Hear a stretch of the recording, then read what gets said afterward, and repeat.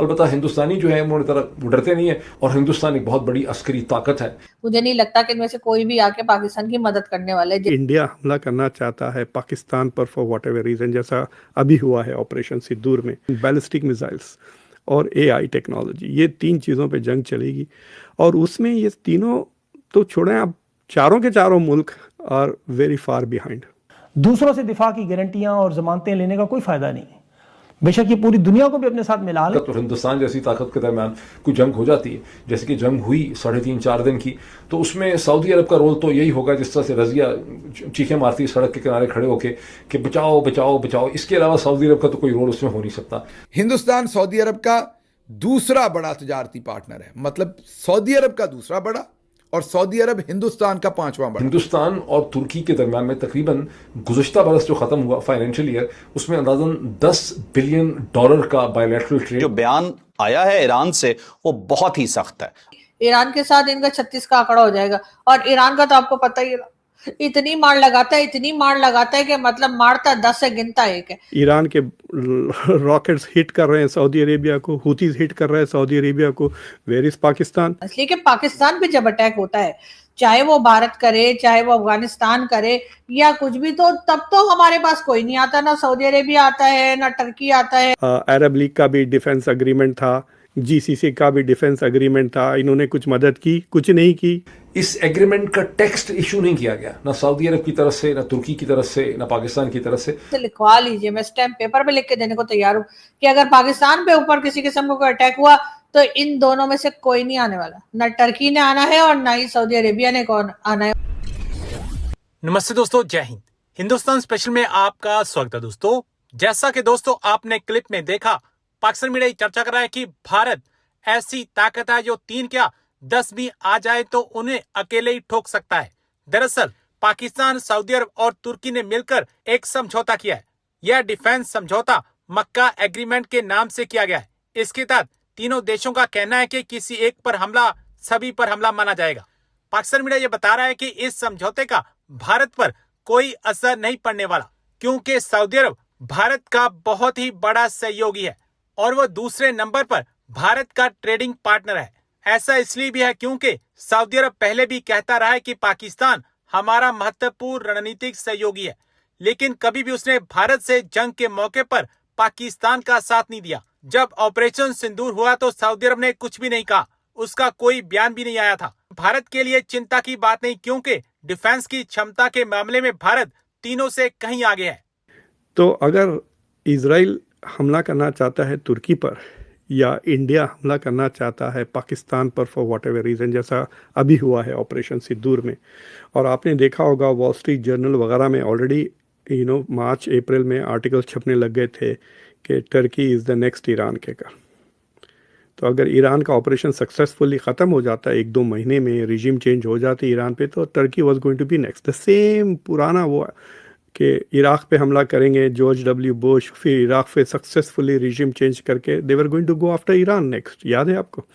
तो इराक़ के में जो रेजिस्टेंस हुआ जो कई सालों चला, देन वो ईरान का प्रोजेक्ट ख़त्म हो गया। तो अब ईरान में जो रेजिस्टेंस मिला उससे वो टर्की का प्रोजेक्ट ख़त्म होने लग रहा है। But if Israel wants to attack Turkey for whatever reasons, in their calculations, will they assume that, oh, this means we have to fight Saudi Arabia and Pakistan? ये सवाल है। अगर जनरल्स इजराइल के कहते हैं नेतन्याहू को कि no, you are fighting all 3 of them, then you have deterrence. लेकिन अगर जनरल्स कह रहे हैं बकवास, they are just these people just talk, Arab league का भी डिफेंस अग्रीमेंट था, जीसीसी का भी डिफेंस अग्रीमेंट था, इन्होंने कुछ मदद की? कुछ नहीं की। हमने इराक़ को हमला कर दिया 2003 में, कोई अरब कंट्री मदद के लिए नहीं आया इराक़ के, उल्टा they were working against Iraq, Kuwait वगैरह तो support. So there mutual agreements are rubbish, bullshit. 2025 में पाकिस्तान और सऊदी अरेबिया का डिफेंस एग्रीमेंट हुआ, ईरान के रॉकेट्स हिट कर रहे हैं सऊदी अरेबिया को, हुतीज हिट कर रहे हैं सऊदी अरेबिया को। Where is Pakistan?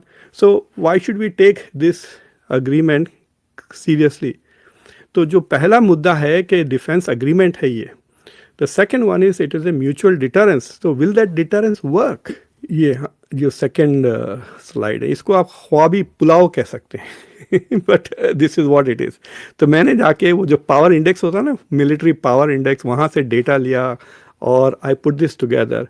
तो जो रैंकिंग है दुनिया में, Turkey is rank 9th most powerful country, Pakistan 14, Israel 15 और ईरान 16 रैंकिंग है इनकी।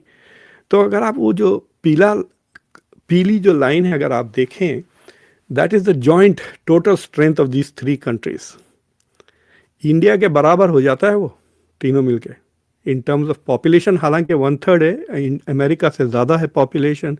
जीडीपी तकरीबन $3.5 ट्रिलियन हो जाती है, और फिर इनके पास हवाई जहाज़। बट आई ऑल्सो रियलाइज कि जो इजराइल की स्ट्रेंथ है उसके खिलाफ इनके पास एयर डिफेंस सिस्टम्स नहीं तो जी सबसे पहले तो जैसे कि आप लोग जानते हैं कि पाकिस्तान, टर्की और सऊदी अरेबिया के बीच में जो है वो जॉइंट डिफेंस एग्रीमेंट जो है वो हुआ है, और उसमें एक दूसरे से यही कहा गया है कि भाई एक पे अटैक दूसरे पे अटैक समझा जाएगा, और उसको ये भी कह दिया गया होगा साथ ज्यादा सीरियसली मत लेना। अच्छा, अगर आप पे अटैक हो ना तो चुप करके साइड में बैठ जाना। इसलिए कि पाकिस्तान पे जब अटैक होता है, चाहे वो भारत करे चाहे वो अफगानिस्तान करे या कुछ भी, तो तब तो हमारे पास कोई नहीं आता, ना सऊदी अरेबिया आता है, ना टर्की आता है, ना कोई कतर, कोई इस्लामिक कंट्री। ये जो ओआईसी की जितनी निकम्मी निखट्टू जितनी कंट्रीज हैं जो एक दूसरे की कोई मदद नहीं करती, वो हमारी कोई मदद नहीं करती। और यहाँ पर भी देखिए तो टर्की और सऊदी अरेबिया जो है उन्होंने पाकिस्तान के साथ जो है वो एग्रीमेंट साइन किया है कि जी डिफेंस एग्रीमेंट है, और अगर एक पे अटैक जो है वो दूसरे पे अटैक समझा जाएगा। लेकिन आप मेरे से लिखवा लीजिए, मैं स्टैम्प पेपर पे लिख के देने को तैयार हूँ कि अगर पाकिस्तान पे ऊपर किसी किस्म का कोई अटैक हुआ तो इन दोनों में से कोई नहीं आने वाला, ना टर्की ने आना है और ना ही सऊदी अरेबिया ने कौन आना है। उन्होंने ज्यादा से ज्यादा ये कहना है ठीक है $1-2 मिलियन ले लो, मिलियन नहीं मिलियन, हाँ $1-2 मिलियन ले लो, और उसके बाद हमें ना सताओ।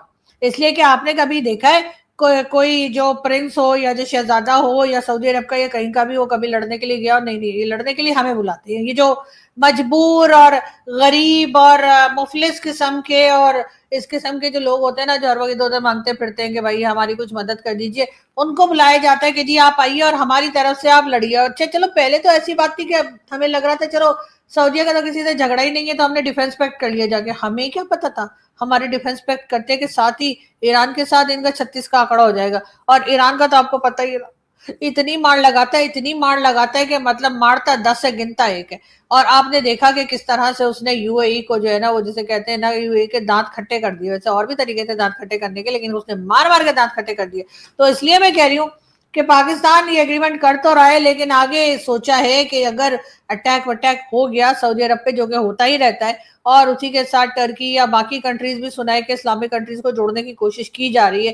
वैसे इस्लामिक कंट्रीज से निकम्मी कंट्रीज मैंने दुनिया में नहीं देखी, कम से कम एक दूसरे की मदद तो कोई नहीं करते।